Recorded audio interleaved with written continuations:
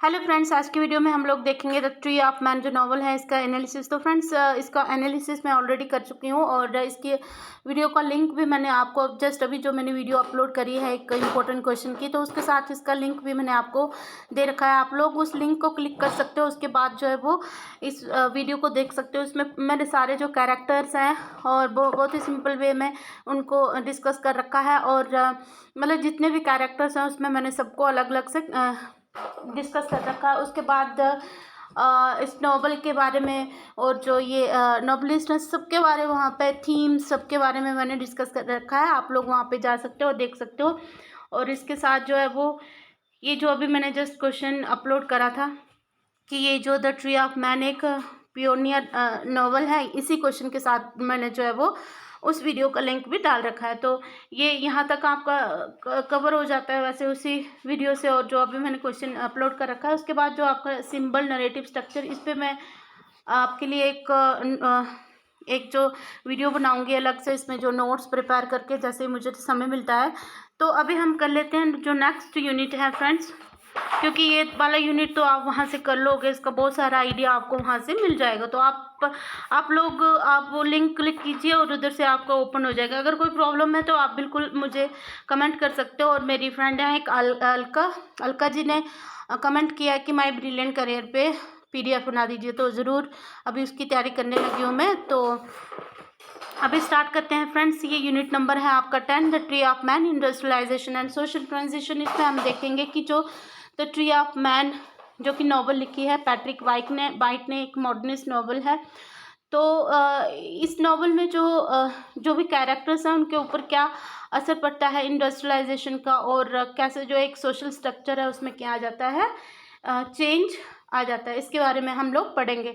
मतलब ये यूनिट बहुत ही ईजी है फ्रेंड्स। इसमें कुछ टॉपिक्स की अगर बात छोड़ दें, मतलब जो आपने अगर नहीं करे होंगे, तो इसमें जो मैक्सिमम अभी तक हम लोगों ने पिछले यूनिट्स में पढ़ा, जैसे फर्स्ट यूनिट था जो इंट्रोडक्शन टू ऑस्ट्रेलिया, तो उसमें से ये सारा का सारा आपका कवर हो जाता है। अब कैसे होता है, क्योंकि उसमें हमने ऑस्ट्रेलिया की ज्योग्राफी के बारे में पढ़ा था और हिस्ट्री के बारे में पढ़ा था, एक जनरल इंट्रोडक्शन थी उसमें। तो अब यहाँ पे इस टॉपिक को हम लोग कवर कर लेते हैं फटाफट से, बहुत ही ईजी है। तो सबसे पहले हमने देखना है, ऑब्जेक्टिव तो यही है कि इसमें हम पढ़ने वाले हैं कि इंडस्ट्रियलाइजेशन और अर्बनाइजेशन का क्या असर पड़ा, जो पैट्रिक वाइट के जो कैरेक्टर्स हैं या उस समय जो भी समाज में जो भी चेंज आ रहे थे, तो लोगों के ऊपर जो है वो क्या असर पड़ रहा था, ये चीज़ें हम इसमें पढ़ने वाले हैं। और वहाँ का कैसा इकोनॉमिक स्ट्रक्चर था, सोशल स्ट्रक्चर कैसा था उस समय ऑस्ट्रेलिया का, तो ये सब चीज़ें हम लोग पढ़ने वाले हैं। तो अब हम यहाँ पे देखेंगे कि ऑस्ट्रेलिया की ज्योग्राफी और हिस्ट्री के बारे में हम समझेंगे। तो फ्रेंड्स, जो ऑस्ट्रेलिया है ये 6th लार्जेस्ट कंट्री है, एक कॉन्टिनेंट भी है और इसको कंट्री भी माना जाता है, 6th लार्जेस्ट है। और इसमें 6 स्टेट्स हैं। कौन कौन सी है? New South Wales, Queensland, South Australia, Tasmania, Victoria, Western Australia, Australian Capital Territory and Northern Territory. और इसमें बहुत सारे लैंडस्केप हैं, जैसे कि यहाँ पे पहाड़ हैं, मैदान है, यहाँ पे ये अलग अलग तरह की लैंडस्केप, डेजर्ट्स मिलेंगे, यहाँ पे रेन फॉरेस्ट मिलेंगे। और ऑस्ट्रेलिया में जो ऑस्ट्रेलिया एक ज़्यादातर डेजर्ट कॉन्टिनेंट है, यहाँ पे बहुत ही कम बारिश यहाँ पे होती है। और कितनी होती है यहाँ पे? 6.5 से 11.8 इंचेस जो है वो पर ईयर यहाँ पे बारिश होती है। और यहाँ की अगर हम लोग करें फ्लोरा और फौना की बात, तो यहाँ पे अमेजिंग फ्लोरा एंड फौना है। कैंगरू, आपको पता है कैंगरू यहाँ का बहुत ही फेमस जो एनिमल है, और मतलब कह सकते हो कि फौना है। और फ्लोरा यहाँ की इक्वलिप्टस के यहाँ पे जंगल हैं, बहुत शानदार यहाँ की फ्लोरा एंड फौना है। और यहाँ पे बहुत सारी लैंग्वेजेस बोली जाती हैं। मल्टीकल्चरल कंट्री है, क्योंकि अलग अलग देशों से लोग यहाँ पे आके सेटल्ड हुए हैं। सबसे पुराना कल्चर है इस कंट्री का। और इंग्लिश यहाँ की जो है वो इंग्लिश जो है वो नेशनल लैंग्वेज है। इसके साथ साथ जो है वो और भी बहुत सारी भाषाएं जो यहाँ पे बोली जाती हैं। क्यों बोली जाती? क्योंकि अलग अलग देशों से यहाँ पे लोग अगर आ रहे हैं तो वो अपनी भाषा लेके आएंगे, तो वो कम्युनिटीज़ जो होगी वो वही भाषा बोलेंगे। तो जैसे Italian, Greek, Arabic, mandarin, Vietnamese और बहुत सारी और भी भाषाएं जहाँ पे बोली जाती है। यहाँ पे रिलीजियस डाइवर्सिटी है, कहने का मतलब है कि यहाँ पे धार्मिक विविधता है। धार्मिक विविधता का मतलब है कि जैसे इंडिया में बहुत सारे धर्म एग्जिस्ट करते हैं ना, तो उसी तरह यहाँ पे बहुत सारे धर्म है, जैसे इस्लाम, बुद्धिज़्म, जौदिज़्म, क्रिश्चियन, और क्रिश्चियन में भी कुछ रोमन कैथोलिक्स आ जाते हैं, और प्रोटेस्टेंट्स।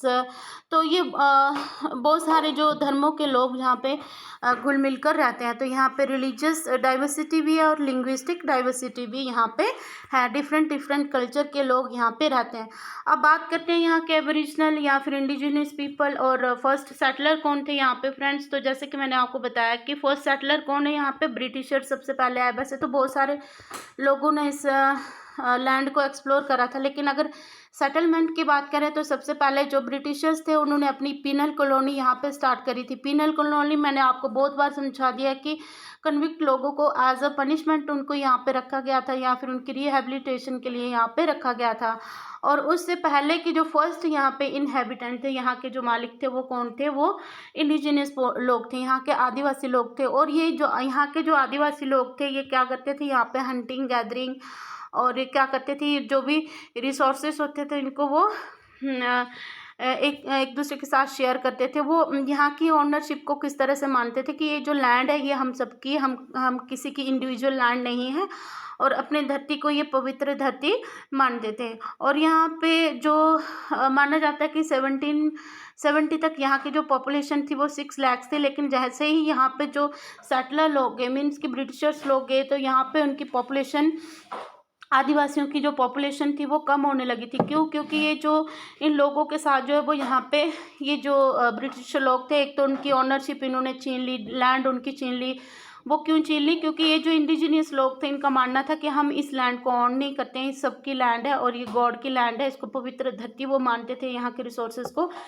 इसका फ़ायदा उठा के जो ब्रिटिशर्स ने यहाँ की जो लैंड थी उसकी ओनरशिप अपने हक में कर ली। और यहाँ पे जो भी वार्स होते थे तो उसमें इन इंडिजिनियस पीपल को वहाँ पे लड़ने के लिए भेजा जाता था। तो इनकी जो पॉपुलेशन थी धीरे धीरे कम हो रही थी, और साथ में यहाँ की जो जैसे बच्चे और महिलाएं होती थी उनके साथ में जो है वो बुरा व्यवहार किया जाता था। जैसे आपने स्टोलन जनरेशन पढ़ा है, यहाँ पे स्टोलन जनरेशन में क्या है कि ज़बरदस्ती से इनके बच्चों को वहाँ से, इनकी फैमिली से दूर कर दिया जाता था, और या फिर फोस्टर हाउसेस में उनको रखा जाता था, या फिर उनको कहाँ पे रखा जाता था, जो ये जो यूरोपियन फैमिलीज़ होती थी उनके बीच में इनको रखा जाता था, इनको सिविलाइज करने के नाम पे। तो इस तरह से हम देखते हैं कि वो जो बच्चे होते थे वो धीरे धीरे करके अपने कल्चर से, अपनी फैमिली से दूर हो जाते थे। और सोच लो कितना मतलब मेंटल ट्रॉमा रहता होगा उन लोगों के लिए। तो वो इंडिजिनियस लोग और इसके साथ जो सेटलर लोग, तो वो मैंने आपको समझा दिया कि कुछ तो फ्री लोग भी थे, मतलब इंग्लिश जो जेंटलमैन भी थे, बट साथ साथ में जो है वो कन्विक्ट लोग यहाँ पे उनको रखा गया था। और ये बहुत ही एक स्ट्रेंज लैंड थी उन लोगों के लिए। तो यहाँ पे वो सब चीज़ें बताई हैं जो मैंने आपको पिछले वीडियो में बताई थी कि फर्स्ट फ्लीट यूरोपियन की कब यहाँ पे पहुँची, ये सब चीज़ें यहाँ पे बताई हुई हैं। जो 1788 में यहाँ पे ब्रिटिश इमिग्रेंट्स आए, फिर यहाँ पे उन्होंने कुछ अपने साथ जो कन्विक्ट लाए और उनको यहाँ पे छोड़ दिया एज अ पनिशमेंट। तो यही चीज़ें इसमें जो मैंने ऑलरेडी आपको बता रखी हैं, आप लोग देख सकते हो।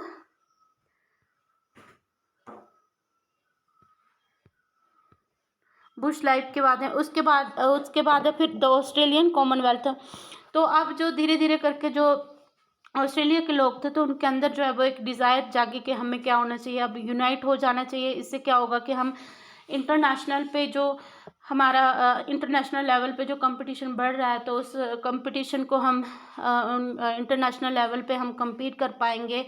और बाहर के जो भी हमें थ्रेट्स हैं, अगर हम एक इकट्ठे हो जाते हैं, हमारी आर्मी जो है वो इकट्ठी हो जाती है, तो उससे क्या हो सकता है कि हमें बहुत सारे फ़ायदे हो सकते हैं, हमें हमारी जो इकॉनमी है वो अच्छी हो सकती है। तो कई कारणों से जो है वो ऑस्ट्रेलिया की जो 6 स्टेट्स थी जो मैंने आपको स्टार्टिंग में बताई ना, वो वाली, और 2 जो टेरिटरीज थी, इन्होंने डिसाइड किया कि ये एक नेशन बन जाएंगे, एक एंटिटी बन जाएंगे, और एक इनका कॉन्स्टिट्यूशन होगा। और फिर उसके बाद जो है वो क्या हुआ, यहाँ पे प्राइम मिनिस्टर भी बना और कॉमनवेल्थ की यहाँ पे स्थापना हुई। तो कॉमनवेल्थ की जो स्थापना हुई यहाँ पे कब हुई? 1 जनवरी 1901 में। और यहाँ पे जो कॉमनवेल्थ की जो स्थापना थी उसके बाद क्या हुआ कि ये जो देश था क्या हो गया, एक हो गया। मतलब यहाँ पे जो लोगों के बीच में क्या आ गई, एकता आ गई। और यहाँ पे बहुत सारी चीज़ों में जो है वो लोगों को समानता मिल गई। तो कॉमनवेल्थ वाला जो टॉपिक है मैंने आपको ऑलरेडी फेडरेशन वाले यूनिट में बता रखा है। आप लोग उस वीडियो को देख सकते हो फ्रेंड्स, और फिर वहाँ से आपको कुछ हेल्प मिल सकती है इसमें। मतलब सब जो कॉमनवेल्थ वाला है इसमें मैंने उसमें बता रखा है। तो आई होप ये वाली वीडियो आपके लिए हेल्पफुल रही होगी। तो इसके बाद मैं नेक्स्ट वीडियो अपलोड करूँगी फ्रेंड्स, क्योंकि वीडियो ज़्यादा लंबी हो जाती है ना, उसके बाद अपलोड करने में बहुत प्रॉब्लम आती है, मतलब ज़्यादा समय लग जाता है, क्योंकि यहाँ पर नेटवर्क का थोड़ा सा इशू रहता ही है। तो बने रहना मेरे चैनल के साथ। आपको मैं जल्दी से सिलेबस कंप्लीट करवाने की कोशिश करूँगी। Alka ji, thank you very much.